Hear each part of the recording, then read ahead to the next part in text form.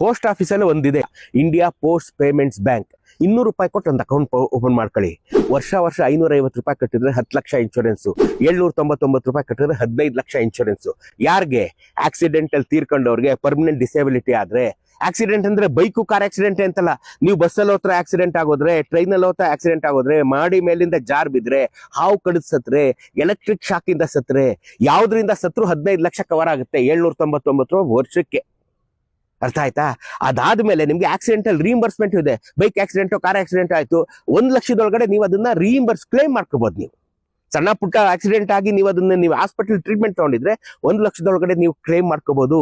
799 ರೂಪಾಯಿ ವರ್ಷಕ್ಕೆ 15 ಲಕ್ಷ ಕವರ್ ಆಗೋಗುತ್ತೆ. 15 ಲಕ್ಷ ಕವರ್ ಆಗುತ್ತೆ. ಬೇಡ ಅಂದ್ರೆ 550 ರೂಪಾಯಿ ವರ್ಷ ಕಟ್ಟಿದ್ರೆ 10 ಲಕ್ಷ ನಿಮಗೆ ಕವರ್ ಆಗುತ್ತೆ.